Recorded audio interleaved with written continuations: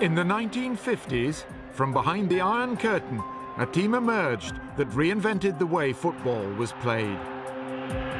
Boasting some of the world's finest players, Hungary were once the greatest team ever seen. The Hungarians were a revolution. We introduced a new style that surprised everyone. At that time, we were the best in the world.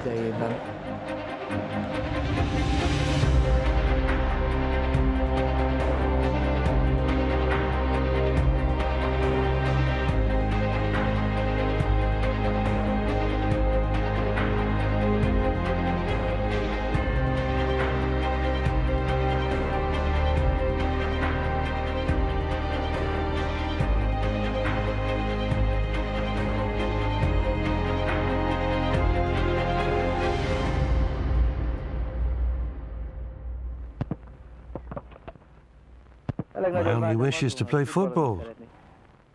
I hope FIFA will permit me to do so I can carry on with my career. March 1957, and Ferenc Puskás, iconic leader of the Hungarian Golden Team, cuts a lonely figure, banned from playing professional football. Just 4 months previously, Puskás had fled the political turmoil of his country. A nationwide revolt had forced Hungary's communist government to collapse, but within days the Soviet Union had crushed the rebellion. Some 2,500 Hungarians died in the uprising, and more than 200,000 escaped abroad. It proved to be one of the darkest episodes in the country's history, and forced the dissolution of their greatest ever football team.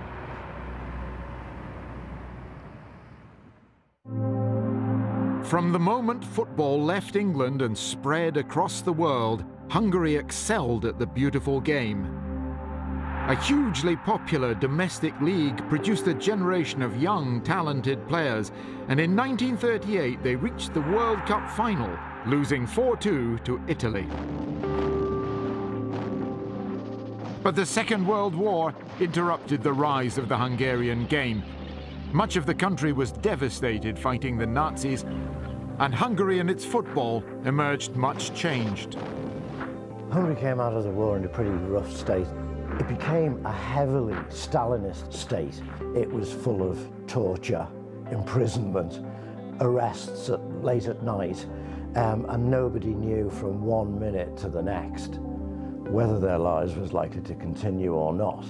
So it was probably one of the worst places in the world to be living at the time. The Hungarian communists who came to power in 1948 recognized that they had a fantastic generation of sporting talent, and they took steps to turn that to their political advantage. All they had to do was to continue with this strong generation of players and create the necessary conditions for them to thrive. They did it, and they reaped the rewards. The communist government structured the league around the ambitions of the national side. Gustav Sebeś, a committed communist, was installed as national coach and given free rein to build a team in his own image. In late 1949, Gustav Sebeś decided he wanted the national team to be based around just 1 or 2 clubs. So the creation of Kispest Honvéd is interesting, in that the government moved everything, including sports clubs, into state hands. When power moved from right to left, as it did during that and over that Second World War period, then clubs which were nobodies, like the little working class Kispest club, became Kispest Honvéd, the army club of the Socialist Republic of Hungary. If you're running the army team, you can more or less have any player you want.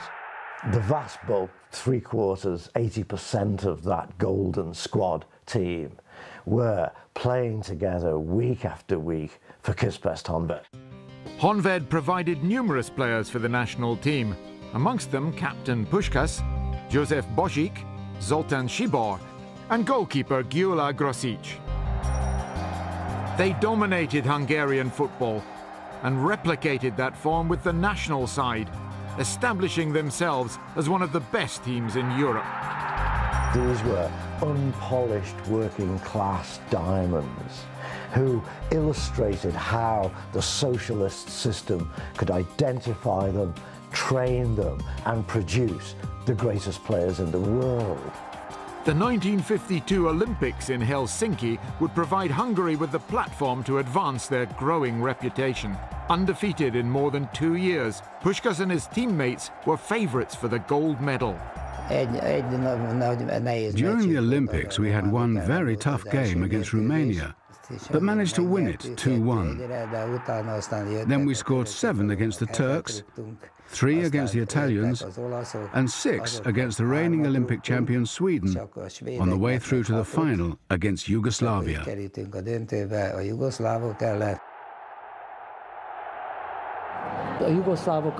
At the time, Yugoslavia were one of the best teams in Europe, if not the world. But we beat them 2-0 after a very difficult match.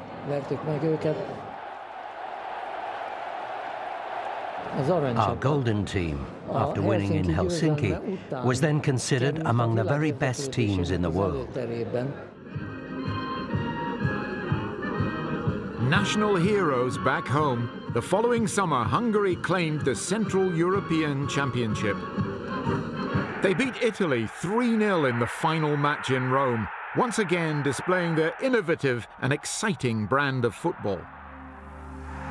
The Hungarians lined up in a new 4-2-4 formation, with everyone in the team encouraged to support the attack. When we attacked, everyone attacked. The midfielders moved forward behind the attackers, and the defenders followed up behind the midfield. It was seamless. If the opposition cleared the ball, there were no empty spaces, and so we were able to quickly win the ball back and start another attack. Božic and Puskás and Hidegkuti, they were the computers. Like a boxer. First couple of rounds, let's see, what's this guy got? Okay, I've worked him out now, bing, bing, bing, all over. They could, on the run, work out how to beat a team.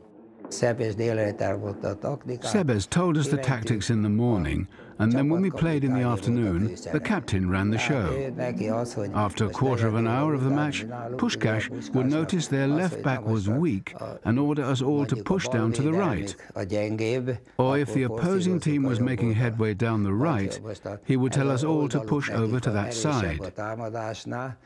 That's how it worked. In November 1953, Hungary were invited to play England at Wembley. Never beaten at home by a team from outside the British Isles, England considered their players technically and tactically superior. The match was eagerly anticipated. The inventors of the game up against the highest-ranked team in the world. The English singled this match out from the usual international games we played. I mean, even before the game had begun, the English were calling it the match of the century. England had probably one of its greatest collections of players at the time. Stanley Matthews, Tom Finney, Billy Wright, Alf Ramsey. It was no weak England team. In front of a crowd of more than 100,000, the stage was set for the most anticipated game in recent memory. Hungary got off to the perfect start, going 1-0 up in the first minute through Nándor Hidegkuti.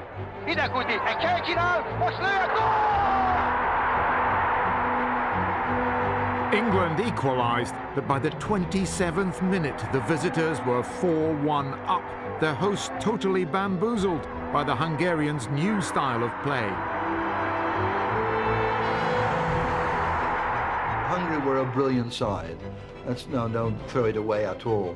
They got great players and they could play. I mean, Puskás was a great player. But Hidegkuti, one of the things we hadn't contended with, Hidegkuti was a deep line centre forward, which we hadn't contended with at all. The number 9, usually in England the big number 9, was the cutting edge of the attack. He was supposed to have a couple of wingers to either side of him, a midfield behind, and of course the sort of famous WM formation, which had been around for, what, 60 or 70 years.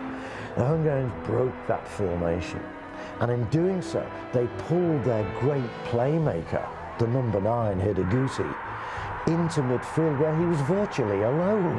And around him, anyone could play anywhere.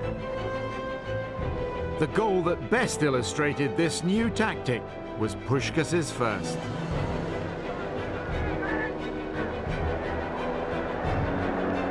There's the outside left C ball, right over on the right wing. Oh, a lovely goal! Puskas, the goal he got here at Wembley, if I've got a penny for every time Pathy News, BBC have shown that with me on my backside. But a great friend of mine called Geoffrey Green, who wrote for the Times, and this is how he phrased it: a long low ball to the right of the English penalty area to Puskas. Wright came in for the intended tackle. Puskas stopped the ball with the sole of his left foot, pulled it back, turned, and hit an unstoppable shot into the roof of the net past a helpless Merrick. Wright, meanwhile, carried on for the intended tackle like a fire engine going to the wrong fire in a hurry. That just shows you, descriptive. And I was on my backside in front of 100,000 people. That was not very nice. They seem to play football as the Harlem Globetrotters play basketball, this Hungarian side. More was to follow. Hideguchi completed his hat-trick to make it 6-2. Puskás. Hideguchi, it's a goal! England pulled one back before the final whistle, but it made little difference. They'd been totally outclassed by the magical Magyars.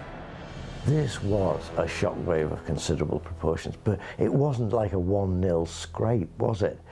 You know, it was 6-3, and the Hungarians took their foot off the accelerator in the second half to not embarrass, because they were so well-mannered. We knew we'd been beaten by, you know, a great side, but we'd been humiliated in front of our... So their heads were down. But you got another game to play. But what we all said, no, wasn't it great to play against a side of calibre?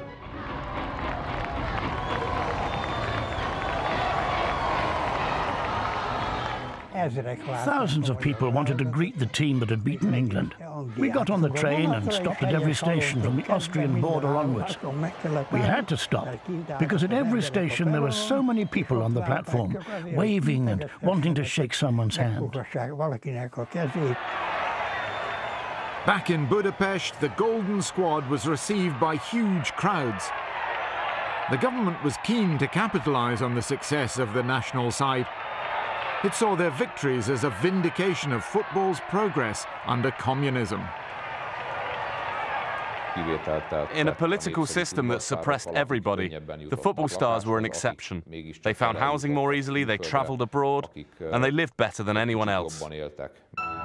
6 months later, and just 3 weeks prior to the 1954 World Cup, England arrived in Budapest, hoping to avenge their earlier defeat. Over 1 million Hungarians applied for match tickets, and officially just over 100,000 people crammed into the newly constructed Nepstadion, where they witnessed England humiliated once again.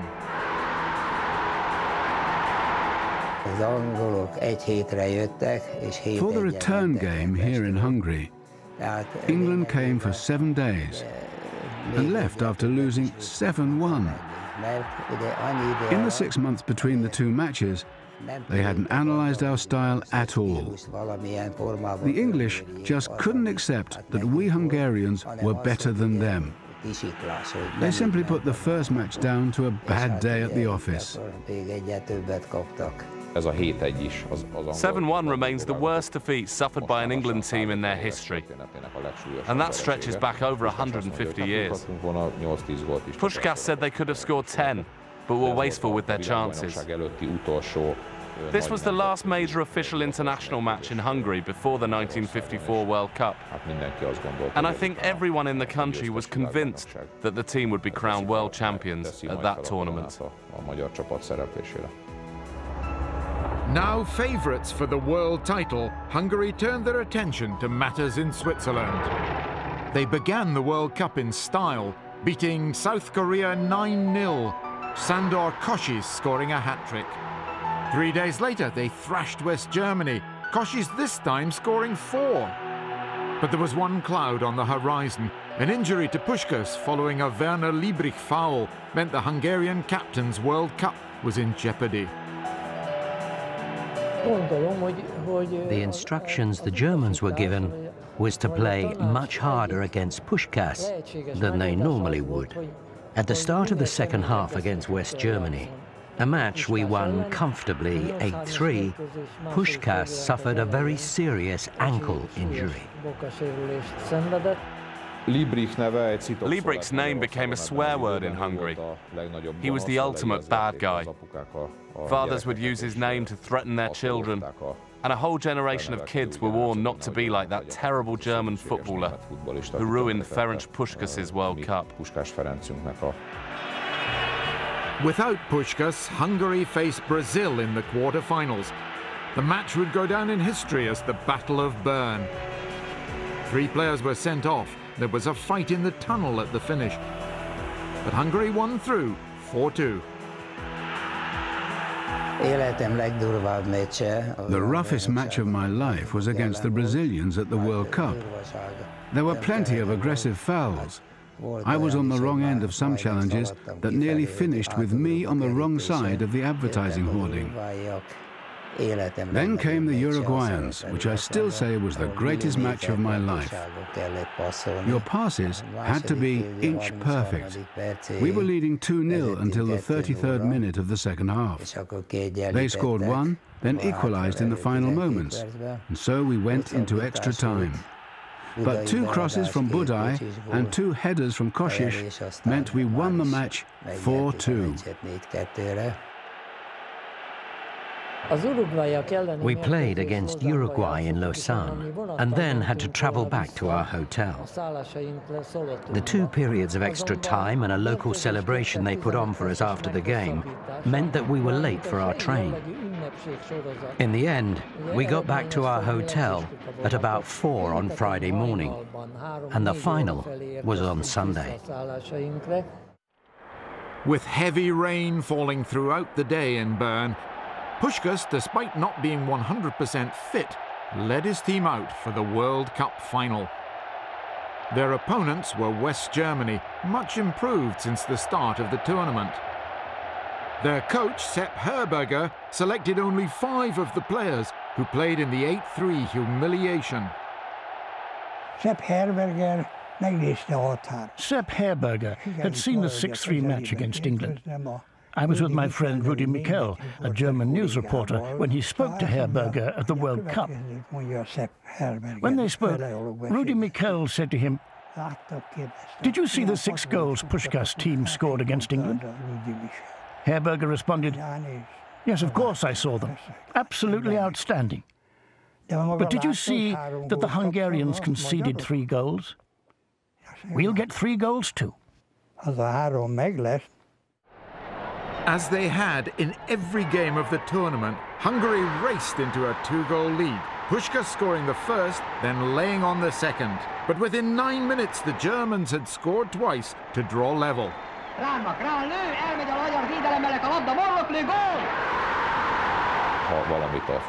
If there is one thing that we've learned from the history of football, it's that messing about and getting complacent is a capital error. Zoltán Csibor once said that if you make a German dig his own grave, he'll dig it, then jump out and push you in. Hungary rallied, Hidekuti hitting a post, and Csibor having a shot cleared off the line. But with just 6 minutes left, Helmut Rahn fired in his second of the match, and West Germany were world champions. I don't want to make excuses for ourselves or lessen the glory of the German team. But the truth is that this match was seriously affected by 2 very bad decisions from the officials, because Puskás equalized in the last minute, only for the goal to be incorrectly given offside, and the second German goal was scored illegally. That's how the Germans won.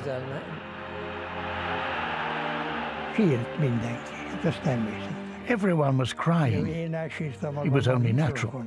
I cried at the microphone. We just couldn't believe that what happened could have happened to our beloved team. The most touching scene came at the end of the match, when Puskás went over to the German captain, Fritz Walter, bowed his head, shook his hand and said, "Congratulations." There couldn't have been a more dignified way to lose the World Cup.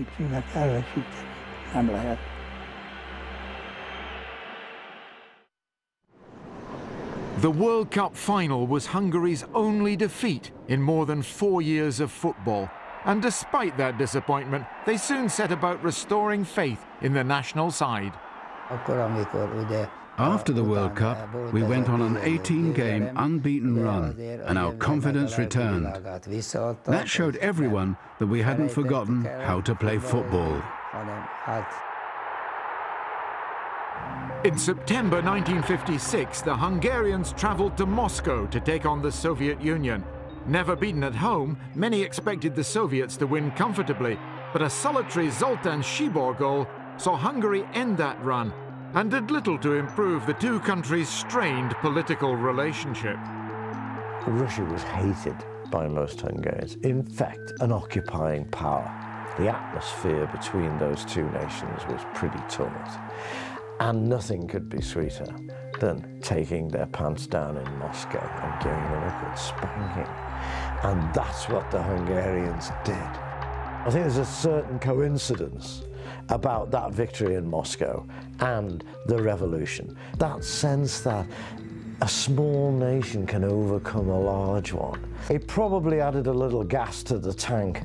Within a month, the Hungarian people had risen to challenge the Soviet-backed government at home. But in November 1956, the Red Army invaded. The Hungarians bravely held the Russians for 7 days before the might of the Soviet army crushed the rebellion. The entire Golden Squad was outside of the country when the Russians invaded. Puskás and half a dozen of the others. They thought they would sit around and have a think about this for a while. Did they want to go home? Could they get their families out? What going home might mean? With the communists back in power, thousands were imprisoned and thousands more fled. Amongst them more than 20,000 athletes and some 12,000 registered football players. Hungarian football would never be the same again. The revolutionary period did a lot of harm to football in Hungary. The entire national youth team defected when abroad at a tournament in Belgium, as did Sándor Kocsis, Zoltán Tibor and captain Ferenc Puskás, three major players who never again played for the national team. There were people who thought that was the wrong thing to do, either for patriotic reasons or for political reasons. And I'm sure Puskás felt that criticism. In fact, of course, he did not return to Hungary for 20-odd years. In 1981, Ferenc Puskás finally came home. 25 years on from the breakup of the Golden Squad, an old boys match, organised by the Hungarian FA, reunited Puskás with his former teammates.